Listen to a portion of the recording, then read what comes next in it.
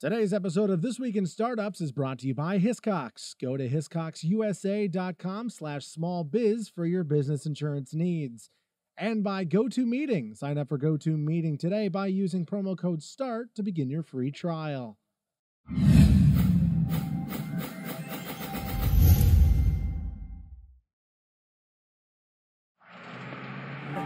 That's what it's all about, man. They said money is the root of all evil. What? Funny how it feeds my people. Yeah. We ain't gonna live like equals until we get the money, spend the money, and defeat you. Yeah. Money is the root of all evil. What? Funny how it feeds my people. Yeah. We ain't gonna live like equals until we get the money, spend the money, and defeat you. Okay, everybody, it's Jason Calacanis here. I've been asked to do an interview for a website, and as you know, when somebody asks me to do an interview for their blog or website, sometimes I'll record it so you guys can hear the full interview and, in all its glory. So please, on the phone, introduce yourself.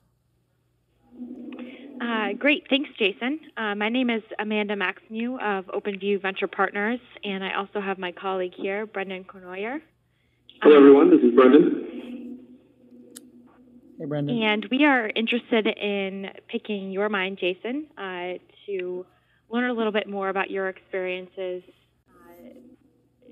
being a founder and building up your business, in addition to kind of picking your brain about a few more entrepreneurial things. Sure. So ultimately, this is going to live on our site, openviewlabs.com, which we have built to be a content resource site for senior managers of growing technology companies. Got it. And you guys are a venture firm or you're a content company? What are you? We are a venture capital firm based in Boston, and we specifically focus on investing in software and technology-enabled companies that are in what we call the expansion stage. Right. So they typically have between $2 and $20 million in annual sales. So right. Sort of a later stage company. Got it. Okay, let's do it. So I'll kind of throw it over to Brendan, and he'll get going on the questions. Sure. Hey, Brendan. All right. Hi, Jason. Thanks again for taking the time. So I don't know if you've got a chance to look at the question. Hey, Brendan, are you on a speakerphone? I'm on a speakerphone right now just because I'm recording this as well, but instead of going into our podcast room, I just decided to just hop into a conference room. Can you hear me okay? It's echoing like crazy, so if you could pick up the line, that'd be better. All right, hold on. How's that? Oh, that's perfect. All right, great. Yeah, now you're not echoing at all. Yeah. Excellent. Okay, great. So, I don't know if you got a chance to check out the questions ahead of time. Basically, I'm sort of pinch hitting for the person that was unable to do the interview originally. But I'm going to go by her, the questions she had lined up. Basically, it shouldn't take too long. The first set is mostly focused on some of your experience and strategies and stuff that you've adhered to over time and the businesses that you've been a part of. And the second half is sort of just some advice in general for some younger entrepreneurs and company founders that are just getting started. Great. Fire away. All right. So first question is, in the time that you've spent building companies up, how have you spent the bulk of your time? Has it been on product development, building a management team, customer relationships, sales, marketing? Like, what have you spent the most time on to start? And I guess how's that sort of time allocation, how does that evolve over time as the company begins to grow? Yeah, time management is a critical skill as an entrepreneur, and it depends on if you have a co-founder or not, and what stage the company's in. So clearly, making a great product is job number one. That should be the majority of your time. But there are times when you're doing things like fundraising. And if you're fundraising, you're traveling and trying to drum up interest in the company. And so there have been times when fundraising has taken up 100% of my time. And, I've left the product execution to the team while I go out and fundraise for a couple of weeks. There are times when I will not pick up the phone and will not do interviews, will not take meetings, and I tell people I'm in product mode and I'm going to be in it for 30 days, and all I'll do is focus on product. My technique for scaling a business, right, so there is what stage is a business in. When you're in the scale phase, what I like to do, and it suits my ADD personality, is look at the range of functions at the company, sales, marketing. I don't know why those are grouped together. They're kind of separate, but sales, marketing, product, corporate development, recruiting, all those things. And I'll look at them and say, which one are we sucking the most at? And the subsections under those, which one of those is sucking the most? And I'll focus my energy on where we're weakest and then try to make that our strongest area. Because I know the stronger areas have momentum already and they may not need my level of detail and focus, and people may naturally not want to focus on things that are a bummer. And I know as a job as CEO and founder is to go find those areas that people might actually be avoiding and engage them. So as an example with Mahalo, our technology was completely screwed up a year and a half ago, and I focused like a laser on that, got it working really well, and then became, half involved, 6 months ago. And then now I'm I'm not super involved because it's going so well, I don't need to tinker. The sales effort was going terrible a year ago, and I got involved and changed all the people we had doing sales because they were the wrong people, and we did a bad job of selection, I think, and got the right people in. And then I engaged totally with that in the last 6 months, and it's been going wonderfully. So now I have to focus on sales, and once we get some of those big sales in, I'm going to focus on the execution and delivery of those sales, and maybe go back to corporate development. So I like to bounce around, and I think that it's good to do that. Now, if I had a co-founder who was an awesome product person, and then I had another co-founder who was an awesome salesperson, maybe I would silo myself a little bit. But here at Mahalo, I'm the sole founder. And at Weblogs Inc., I had a technical co-founder, Brian Alvey, who now is CEO of his own company, CraftFusion, who's probably going through the similar issue since we are not running a business together. So it really depends, founder, co-founder, stage of the company. But my strategy is focus on what's broken and let the team focus on what's already got momentum. Very cool. Now, next question is sort of about your management style. We were wondering, what do you do and what can companies do to sort of get everyone aligned and working in the same direction, department to department? I wouldn't suggest my management style for anybody. My management style is pretty frenetic, high energy, demanding, I wouldn't necessarily recommend it as the best style out there. I think I'm particularly good at the early stages of a company, mid stages of a company. I don't know that exactly that my level of product focus or insanity or demanding nature scales to the 500-person company. I'm pretty good in the sub 100-person company range. As a matter of fact, building the first 30 team members in the idea is my speciality, I think, or what I'm told. So, you have to know what your interest is and how your style performs. There are people who are really great at scaling a business from 100 people to 1,000. And if you put those people in a sub 30-person company, they don't get anything done. And then there are people who are really good at the early stage at creating something from nothing. But then when you put them into the 500-person company, they can't get anything done because they don't know how to deal with 500 people or groups of people. It's a really different skill set, and when you get past 50 people as an entrepreneur, you don't have the ability to maintain a tight personal relationship with each one of them. And then you have to start relying on management techniques, and you have to start accepting maybe a good effort from people as opposed to an excellent effort or a great effort. Scaling a business is a little bit of a bummer for a passionate founder because you sort of lose control over this little elite squad, and you go from running a Navy SEAL unit to running, a platoon, a flotilla. And it's just not the same level of intensity. So I think you have to understand which area you're good at. And I brought in a president of Mahalo who's good at that, 100 to 500 person range. And I'm sort of still running my little commando unit.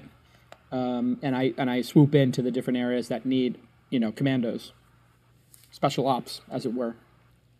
Sure.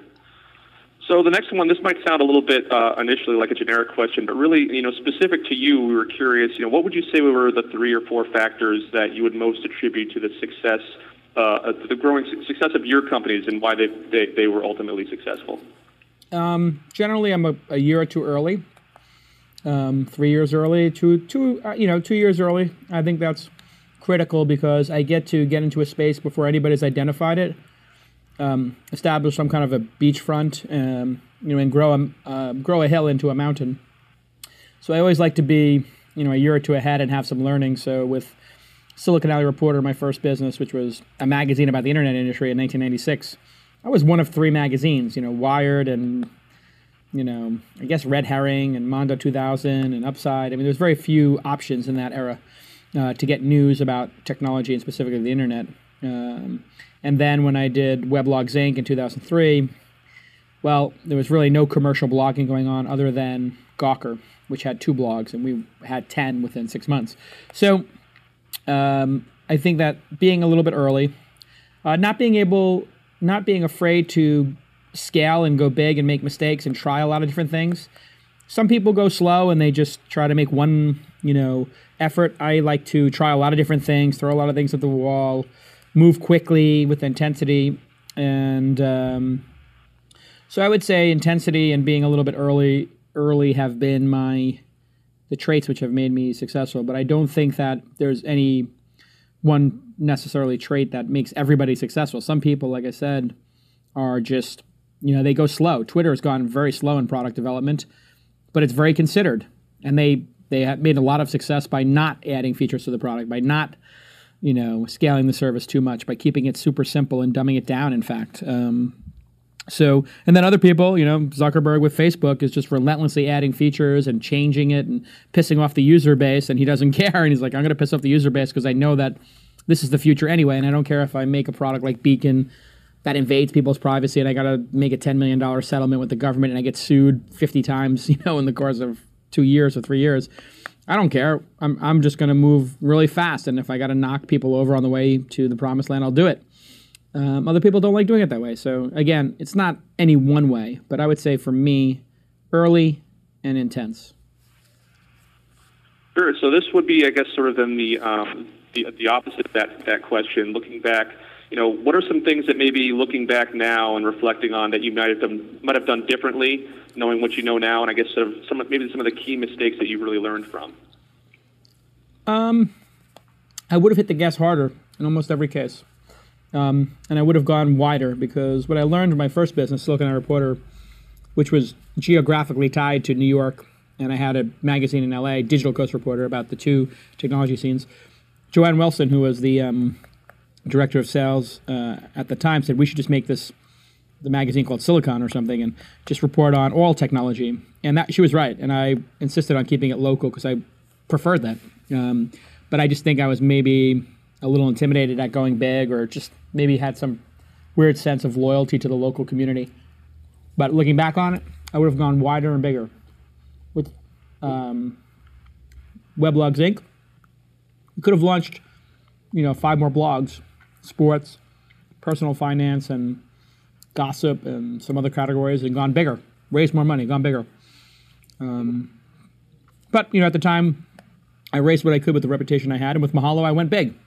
And going big has some problems with it, because you have enough runway to sort of set the plane off the wrong course. And so we've actually taken off 2 or 3 planes, with Mahalo. We tried human-powered search, and we did some Q&A, knowledge exchange, and we wound up with, video education. And it was all part of the same theme, which was trying to get somebody an answer and a really good result when they had a query. And we learned that human-powered search, the world really didn't need, because algorithmic was, good enough. And humans could make algorithmic stuff 20% better or 30% better, but not 300% better. We found that writing an article and answering people's questions like Cora does is very nichey, and generally only a small group of people want to participate in it. And if you get a big group of people to participate in it, it turns into Yahoo Answers, which is terrible. It becomes, extremely unintelligent very quick. But the thing that wasn't occurring on the internet was people capturing experts and their knowledge in video, which is becoming the predominant, delivery mechanism for education, video. And so we said, hey, let's focus all our energy on that, since that's doubling every 6 months, and text articles and Q&A is doubling every 2 years, and search is growing at 5 or 10% a year, and nobody really seems to need it. Why don't we focus on the thing that the people want the most and they're getting the least of? Gotcha. Well, thanks for those. Those are really the first half of the questions that we wanted to focus on, as far as getting some of your ideas and experience from what you've been through. The second part, are really, like I said, more like sort of some advice and thoughts for our audience. As a venture firm, we focus primarily on expansion stage technology companies. So our first question, I guess, would be, what would you say is kind of going through the minds or should be going through the minds of young founders as they begin to reach that expansion stage of $5 to maybe $20 million in annual sales? Well, you need to build systems to scale, obviously.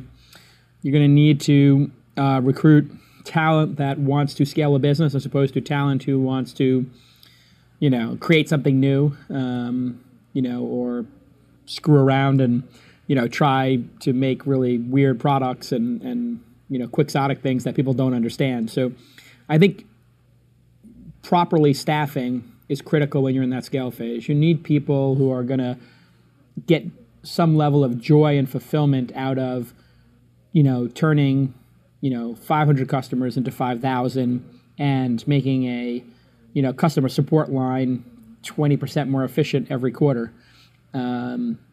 And, hiring another 20 people a month for 10 months, that's a different skill set and it's a different reward system. And some people love that reward, some people hate it. And I think you got to really learn how to identify that.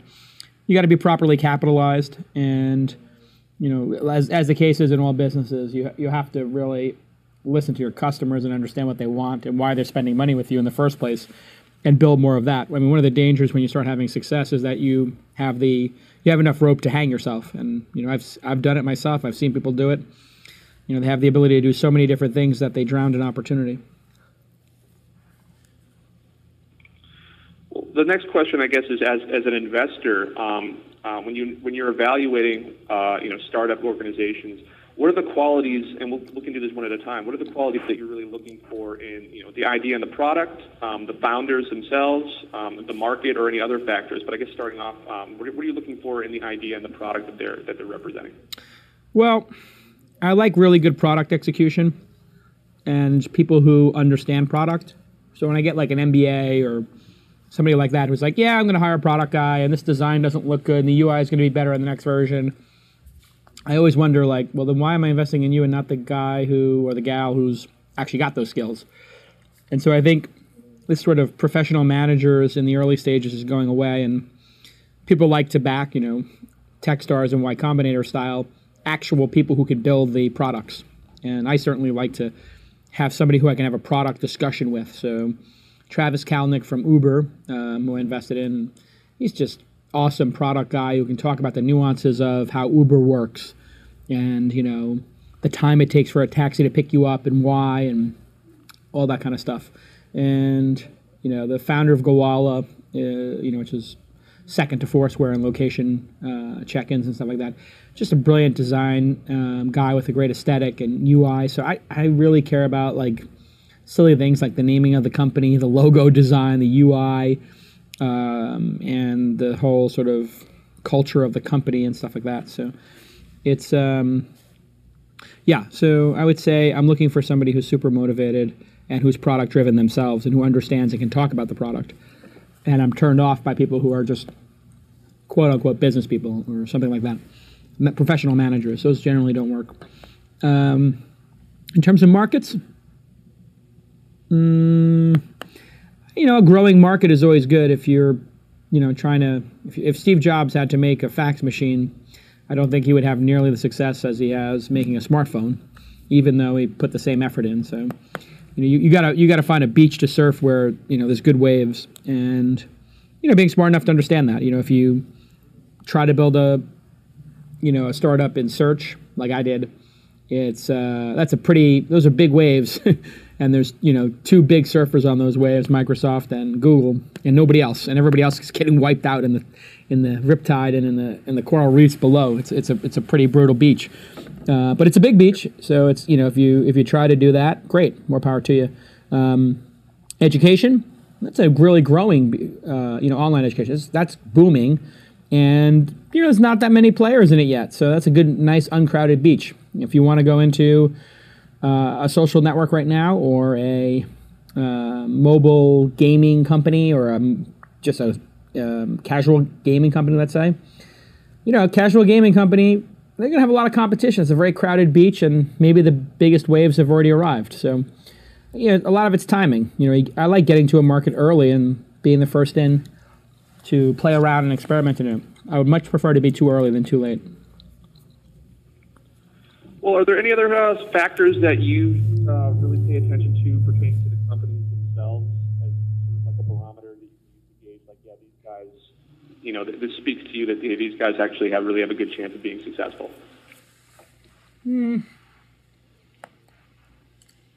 a certain amount of passion and drive and relentlessness and resiliency that you will see in a person or not.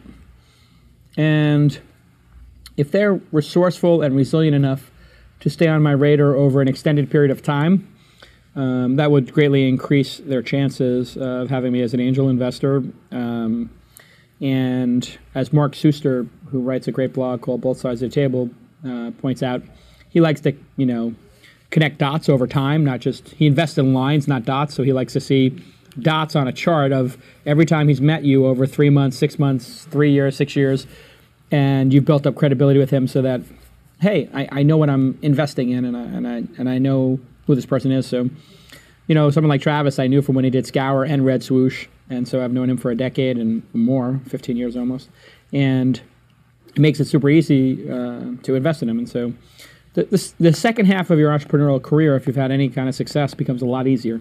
The first half, you've got to establish yourself, so it's good to get a couple of wins under your belt, or just a win. Once you have a win under your belt, then it becomes easy. Hey, I did X and it was successful. Let's talk about doing Y and Z. And so everybody wants to, be in business with the person who created Netscape, right? I mean, wow, that person's a genius, and he is. And so anything Mark Andreessen does after that point, he's got the credibility of Netscape and Opsware to build on. And now his huge venture fund. So, it's investing in lines, not dots. So then this is the last question we have for you, really. It's just any sort of what you prefer to pass on, or sort of the advice that you find yourself giving most often to young founders and senior managers of companies that are just getting started out, or actually have been around for a little bit of time and have a little bit of success and ready to sort of take that next step to the next level. Well, the most important thing is that you miss 100% of shots that you don't take. And so get in the game, because once you're in the game, good things happen. Once we started the blogging company, Samsung and Volvo and Jeff Bezos and Mark Andreessen and AOL and Yahoo and a bunch of other people just started taking an interest in what we were doing, Google, and we would visit with them, and we were in the game, and they would ask us questions, and they'd see our progress. And so I think it's critical to get in the game because of two things. One, opportunities will present themselves if you're in the game. If you're not in the game, the opportunities never have a chance to materialize. And second, which I referred to in the last question, is it builds your credibility. So there are, in my view in the world, there are samurai and there are rice pickers. And there are people who pick rice and, feed the village, and that's super important. And then there are samurai who go out on these adventures and protect the village and, fight the good fight. And those are entrepreneurs. And, there's nothing wrong with being either. The life of a samurai can be very lonely and painful, and you're going to be at the precipice of death at any moment, and it's brutal and cold and stark, and it's also exhilarating when you cut somebody in half. So I think that the life of a rice picker and just picking bushel after bushel of rice is quite boring. So I always tell young folks, pick up a sword and go out and fight the good fight. And if you hate it, you hang the sword up and go pick rice. But once you start picking rice for a living, very few rice pickers ever become samurai. They get too used to being on their knees picking rice. Good. I like that announcement. It's great. So thanks very much. That's all the questions we have for you. Again, we really appreciate you taking the time. My pleasure. Amanda, tell me when it's up. I'll give you a tweet, and then we'll release this audio companion when it's Sounds good. When you're ready for it. Yeah. Sounds good, and we'll send along the write-up to you, just in case you want any changes made or anything like that before we post it live. Yeah, you don't need to run it by me. Just post it. Okay. Yep. Okay, I'll talk to you. Thanks so much, Jason. Cheers. My pleasure. Bye. Thanks very much. Have a good one. Bye. Okay, you too.